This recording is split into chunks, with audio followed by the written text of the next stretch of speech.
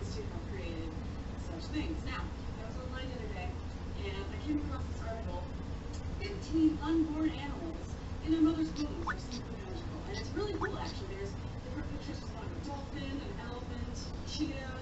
I don't even know if this shit's real, but I thought the pictures were cool, and anyways, it's clickbait. I clicked it.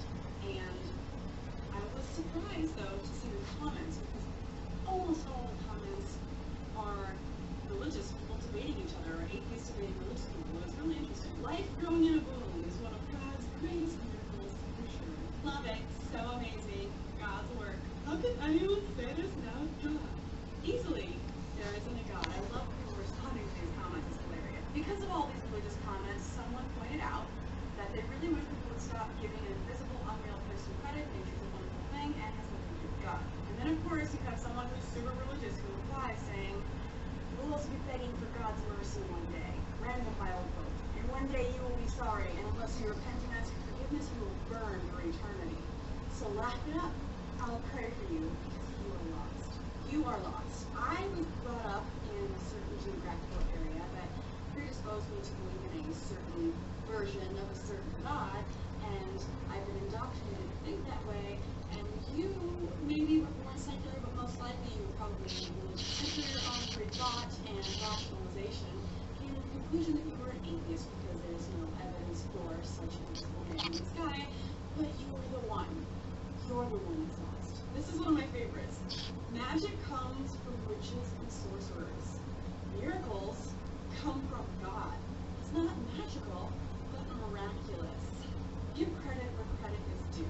Okay, for a second here, let's take a time out and look up the definition of magical. It's really not that great. It's relating to using what resembles magic. But if you look at the synonyms, supernatural, mystical, paranormal, otherworldly, miraculous. I think the funniest part about this comment is that he starts off by saying, magic comes from witches and sorcerers. Duh, everybody knows that. So apparently, witches and sorcerers are a thing. Obviously, witches and sorcerers. But I know he's not meaning that in a literal way. I'm not supposed to literally, whatever. The funny thing is, though, is that he thinks that witches and sorcerers are so ridiculous, but that he's invisible man in the sky that he likes to call God isn't ridiculous. I hate to break it to you, but I find them equally ridiculous, and fairy tales, fairy tales. It's sad how many people are lost. I was one of them, but I found my way and have been truly blessed. The miracle of life is a gift from God, not evolution or nature. You people commenting, there's no God will one day beg for his mercy. Shocking, another comment telling me that I'm lost and then I'm also damned to hell for all eternity. God is good. Jesus, your Father showed us how wonderful his creation is. The creature's just wonderful. Thank you. I love overwhelming love.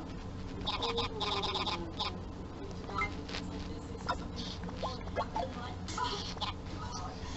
thank you, Jesus. But, whenever it comes to other things like starvation, Ebola, oh gosh, that's the devil. Or that's just a mysterious way that God is working, and we're not going to praise him for it. We're going to ask him to change it. Because everything happens for a reason, and therefore I'm going to try to pray and change that. It makes total sense, right? Praise God always. I love God's magnificent miracles. Those who do not believe, try inviting him into their heart. And someone commented challenging this with logic, and someone responded to him by saying, "Read the fucking Bible. We have free will, which means shit happens." Wonderful explanation. I love the person who responded. They're like, isn't it a rule to kind of not spare Jesus? I think it's hilarious when Christians do stuff like this. I mean, you guys saw it in my hate mail video that I just posted before this one. They will curse at you, they will call you names, and yet claim to be godly. It's amazing how hypocritical they can be and not even realize it. That is the Lord's work, and if people don't believe in God, they need to look again. Man didn't do this. We're not that intelligent. We're not that intelligent.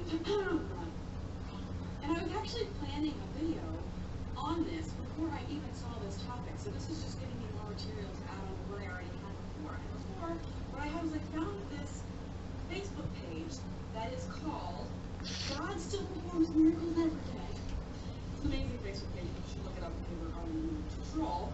But there's this picture, random picture of nature. It's beautiful, beautiful nature. so much beauty in this world, and there are some people who don't believe in God. The only time I saw the Grand Canyon and I stood and looked at it, I wondered then how could you look at this and still not believe in God? Anyway, it's beautiful.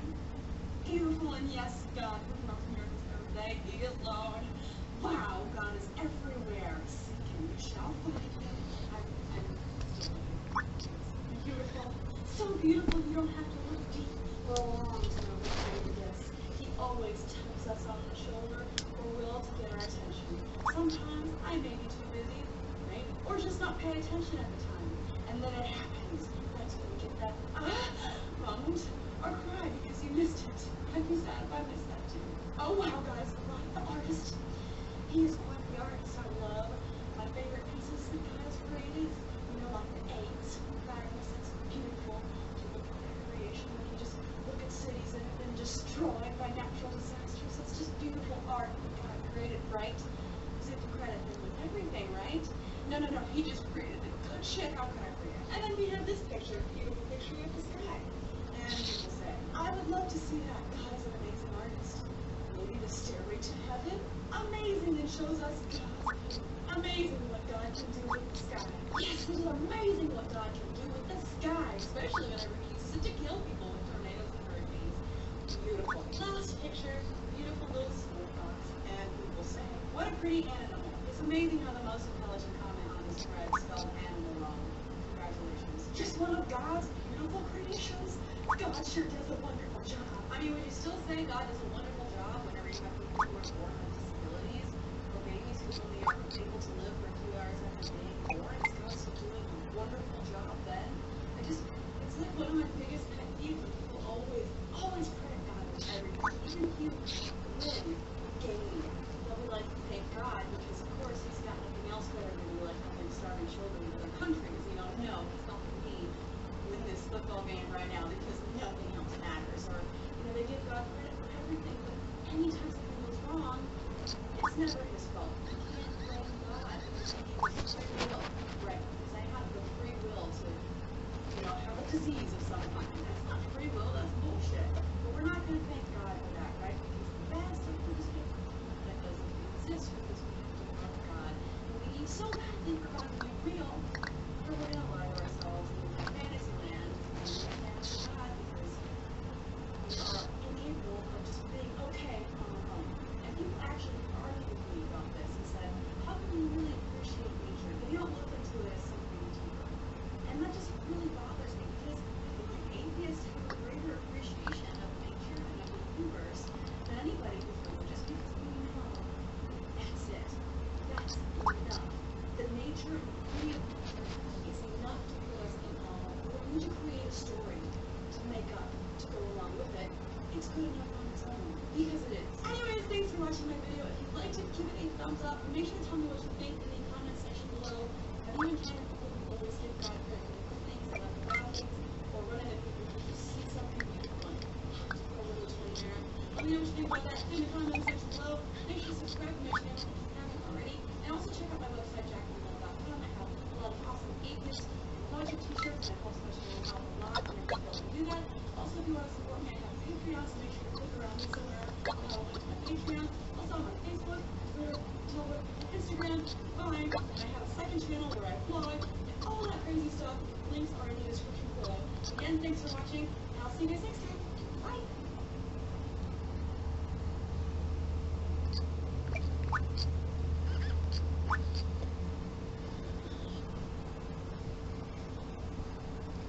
Hey guys, so today I'm going to be making a video in response to somebody making a video in response to me. Alright, so this video is about can an atheist be?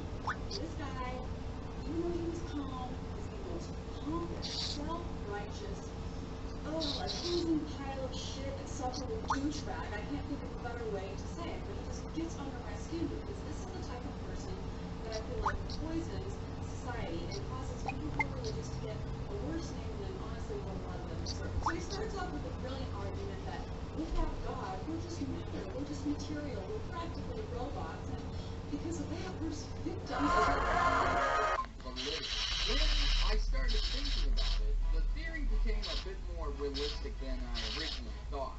Firstly, I would like to emphasize emphasize that there is no evidence for this to be absolutely true. I consulted the alpha sketches, notes, and, well, nothing. But I do have an idea. Jinx, Magmar, and Electabuzz have a few things in common. They are all human-shaped Pokemon, which are pretty rare. They are grouped together in the Pokedex, and all of them learn the unique elemental punches. And all three represent the typing needed for the legendary trio: Ice, Fire, and Electric. Interesting, no doubt, but not enough to convince skeptics, maybe. Perhaps you are convinced as of now. Just hear me out if you're not. We know that originally there were only going to be 4 legendaries, the 3 birds and Mewtwo. Mew was added later, but originally going to be a kept secret Pokemon. So if there were originally going to be only 4 legendaries, where do Scyther, Pinsir, and Mr. Mime fit in? If Mewtwo was never going to be in the game, Mr. Mime would have taken that place. Once again, Mr. Mime learns unique moves like Substitute, Barrier, Reflect, Light Screen, and is a human-shaped psychic type. And while Mr. Mime may not be the most convincing case, it would make sense considering that he matches the trio, is a psychic type, and is close in the Pokedex to the others. As for Scyther and Pinsir, they too are counterparts to each other, and would have been needed to defeat a strong psychic legendary type. Though Game Freak did kind of drop the ball with bug types and bug type moves in Gen 1, it would have made sense if they were going to counter Mr. Mime as a legendary though. And even though there are only 4 original legendaries, excluding Mew, in almost every other Pokemon game, there are at least 6 legendaries. Think about it. Generation 2, the 3 legendary beasts: Ho-Oh, Lugia, and Celebi. Generation 3, the 3 legendary golems: Groudon, Kyogre, and Rayquaza, and so forth and so on. So it wouldn't be too hard to imagine an alternative to the original legendary set of Pokemon. So there you have it. All of the pieces are in place for a different take on the legendary Pokemon. But Frodo, Jinx is also a psychic type. But Frodo, what about the Mansion Journals? But Frodo, every Pokemon is Ditto. Professor Oak is Ditto. Everything is Ditto. Comment section. Jinx was altered when they decided to change the legendary trio to alter and add balance. Jinx also caused a lot of controversy, and even though it was based on the legendary creature itself, I doubt that Game Freak wanted any more focus on Jinx. As for the Mansion Journals, those are put in the very last new part of the game. Remember, Cinnabar Island is one of the very last places visited by the player. There is very little reference to Mewtwo up to that point.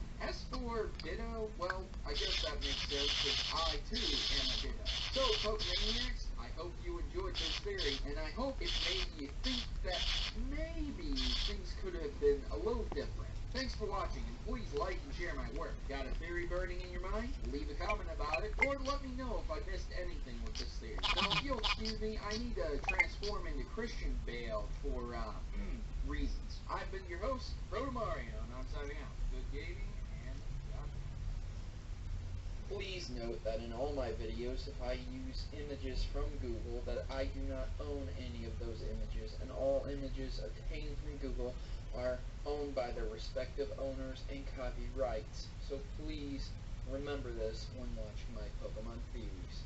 Thanks.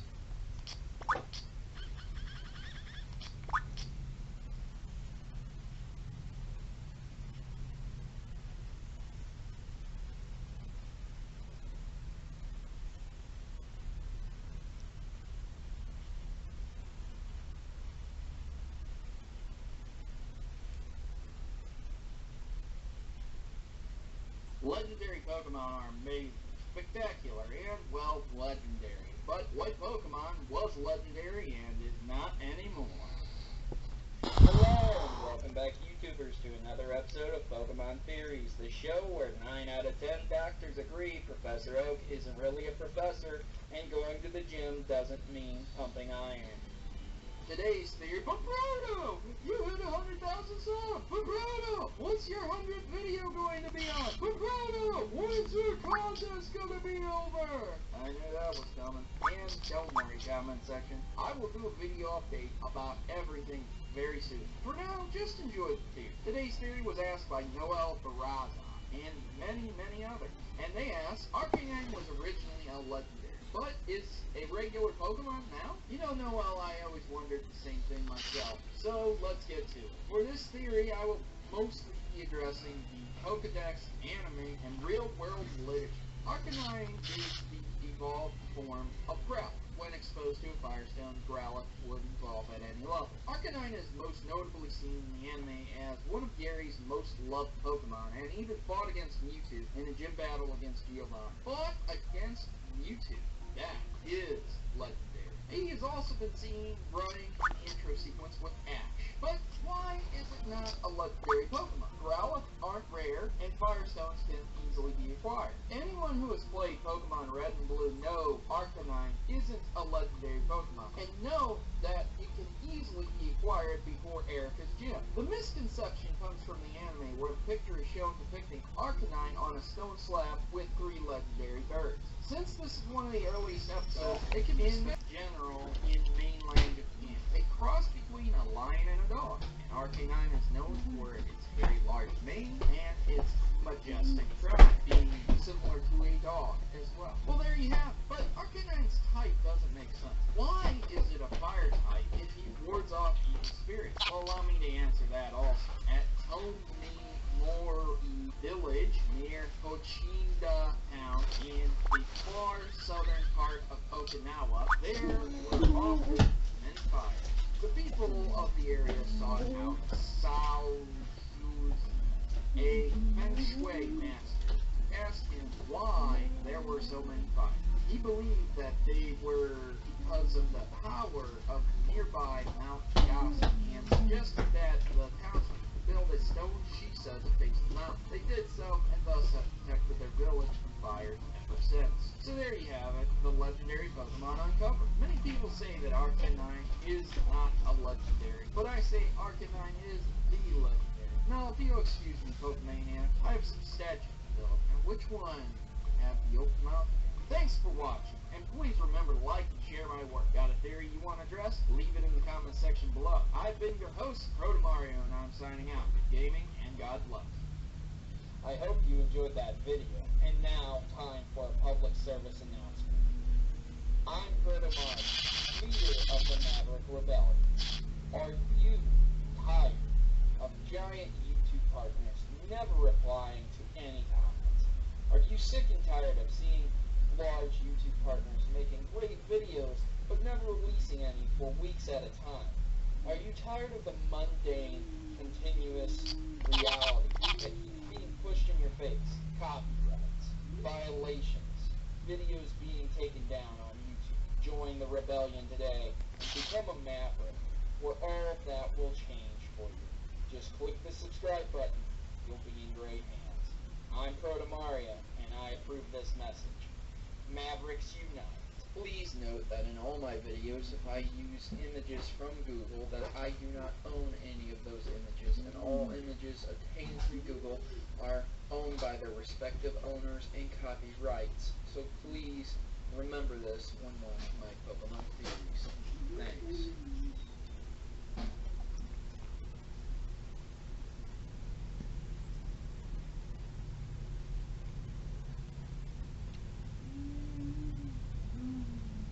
Hello, and welcome back to another episode of Pokemon Theories, the show that covers the theories you may or may not have been asking ever since you started playing Pokemon. This show covers theories such as Red becoming a champion to the Kanto Wars. So if you have a theory burning in your mind, stay tuned and I might just address it. Hello, and welcome back, YouTubers, to another episode of Pokemon Theories. Today's theory is giant Pokemon, and what are they, how do they exist, and just what's up with it. So this theory was presented by multiple people. I had a lot of people asking me about giant Pokemon for a long time. And now that X and Y is out, we can rule out the fact that they are not Mega Evolutions. Obviously, they aren't controlled by trainers, and they do not evolve further using a Mega Evolution stone. That being said, let's address 2 examples. The first example I'm going to cite is in Pokemon Season 1, where Ash, Misty, and Brock visit Bill at his lighthouse. And let me just say this, a Pokemon trainer who gets stuck in his costume really needs some help around the place, but that's besides the point. At Bill's lighthouse, they discover that Bill has been kind of researching or trying to figure out things about a giant Pokemon. They, in fact, actually encounter this Pokemon, and it is known as Dragonite. Well, that was what we all thought back in the day. You see, Pokemon, the series, hadn't been out for too long, so none of us really knew Pokemon. And even if you happen to have one of the games and you were watching this episode, it didn't really matter if you had Dragonite or not. It was quite a mysterious Pokemon. Of course, the Dragon type hadn't even been established either. So, to say the least, not too many people were familiar with Dragonite as we are now. So Dragonite is shown at Bill's lighthouse, but again, it's more mysterious than anything else, not showing many of its attacks, if any, other than its huge size. Team Rocket attempts to capture it like retards, shooting stuff at it, and well, it doesn't like it and just takes off. So Bill, being a crybaby, begs it to come back, and that's the end of that. Guys, I have no concrete evidence as to why Dragonite is this huge in this episode. Obviously, it's a massive Pokemon, but who knows why it's that huge, because it's never touched on again. But that's what the anime does. It never touches on things again. A lot of the time, you'll see things come back into play in the anime, but also a lot of the time, it'll just never happen. So it's really a crapshoot, guys. The second main example I'm going to cite is Tentacle, and it's shown in an episode in the anime where Ash, Misty, and Brock travel to an island resort, where they are requested by a person called Nastina, I believe, to exterminate the tentacles that are impeding her progress in making the resort. Of course, it's out in the ocean, so there's going to be a crap load of tentacle, and she wants them dead. So she offers 1 million hard cash coupons to the hotel and all-you-can-eat buffet. While Ash and Brock are up to it, Misty is not, and disgusted, and leaves. But later on, Team Rocket are offered the same deal, and they take kindly to it. While they are attempting to exterminate the Tentacle and Tentacruel, they accidentally mutate a Tentacruel into a giant, huge, monstrous Tentacruel that, well, for lack of a better term, acts like Gyarados and destroys the city. The nearby city is almost trashed and razed to the ground, with the exception of a few Pokemon and trainers intervening to stop it. After it realizes the error of its ways, it leaves. So firstly, let's address a few things that are ridiculous in this episode. Nastina uses guns in the show. Yes, she tries to kill things with assault rifles and an army helmet on. While not realizing the joke, I would certainly hope people get the joke, but it can still be seen today. Another thing that should be looked at is that Tentacruel grabs Meowth and talks through it with its tentacle. And I'm not entirely sure if this isn't a reference to Independence Day, where the alien grabs the guy and tries to talk through him. Nevertheless, it's creepy, and it's definitely not an ability that Tentacruel or Tentacle have ever displayed before or ever again. Having said that, let's just rule out the fact that this was some weird mega evolution pre-growth serum. God, you know, just stick a giant tube of steroids in them and you got yourself a giant tentacle. So there is one final example I would speak on, but it doesn't really show how it became giant or why. So the giant Onyx that Bruno tames. Bruno is one of the members of the Elite Four, and in the anime, he is shown training on a mountainside. Before Ash decides to go to the Indigo Plateau, he goes training and he runs into a giant Onyx that happens to have a scar on it. It ends up being that this Onyx is rampaging through the fields and the mountains because it has a sand splash shoved between its boulders. Obviously not the most comfortable thing, but how the hell is Sandslash still alive? It had no food, water, and was being crushed by a giant rock snake. Besides the obvious questions, let's just answer a few things right now. The giant onyx was much larger than any other onyx and was capable of making giant snake trails like many of the other onyxes do when they're digging through. It also had some pretty strong attacks. But other than that, it really didn't state how it got that huge or why it was that huge in the first place. For lack of a better explanation, I would definitely say that they only made it giant so that they could stick the Sandslash in there and do the lion with the thorn in its paw gag. Other than that, guys, there have been many instances of different giant Pokemon, like Charizard training in the Terrific Valley or something.